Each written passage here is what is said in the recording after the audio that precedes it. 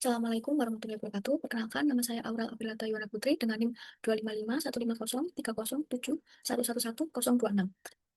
Di sini saya akan mempresentasikan materi yang berjudul Bergabungnya Indonesia dalam Port of Peace dengan tema politik dan hak kekuatan dalam analisis narasi moderat.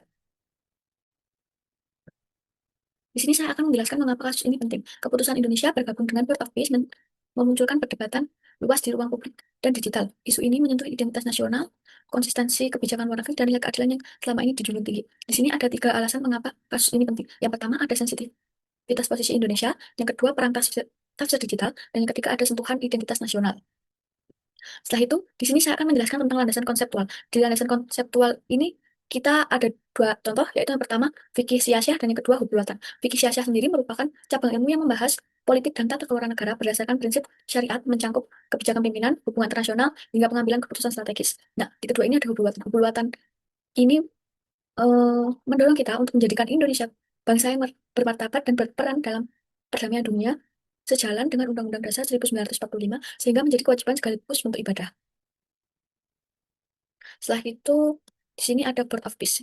Board of Peace sendiri merupakan forum perdamaian internasional yang diprakarsai Presiden Donald Trump dan resmi diperkenalkan pada Januari 2026. Meskipun membawa perdamaian, keberadaan BOP, Palestina tidak memiliki posisi yang setara. Di sini, pada tanggal 22 Januari 2026, Prabowo menandatangani Charter BOP di Davos bersama Donald Trump. Tanggal 3 Februari 2026, 16 ormas Islam dipanggil ke istana untuk menerima penjelasan langsung. Di tanggal 19 Februari 2026, Indonesia menghadiri pertemuan pertama Perdana BOP di Washington dan menyatakan kesiapan mengirim 8.000 pasukan perdamaian ke Gaza. Di sini ada peta narasi antara pro versus kontra. Untuk kubu pro, di sini ada Menak Nasaruddin Umar, PBNU, dan 16 ormas Islam. Setelah itu ada dalil utama, yaitu analogi perjanjian Hudaybiyah, 3 strategi jangka panjang. Dan yang ketiga ada kubu kontra. Di kubu kontra ini ada Ismail Yusanto, Profesor Hikmahanto Juwana. Pandangan di sisi pro yaitu strategis realistis untuk membantu Palestina dari dalam forum. Untuk komitmennya sendiri, Prabowo siap keluar jika BOP tidak berpihak pada Palestina.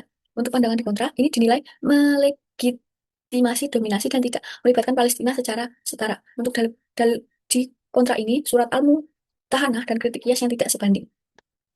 Setelah itu ada narasi pro di Menak dan PPU. Argumentasi Menteri Nasaruddin Umar berbunyi keputusan Indonesia bergabung dengan POP dinilai mirip dengan strategi Rasulullah dalam perjanjian Hudaybiyah 4 perlu dilihat dari sisi strategi jangka panjang.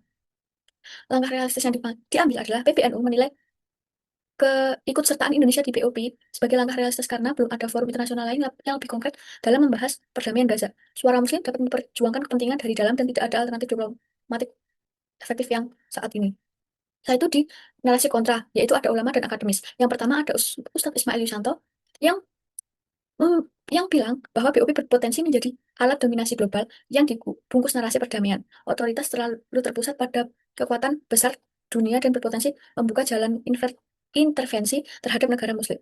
Setelah itu yang kedua ada Prof. Hikmahanto Juwana yang bilang bahwa posisi Indonesia dalam forum dinilai tidak cukup kuat untuk mempengaruhi keputusan utama.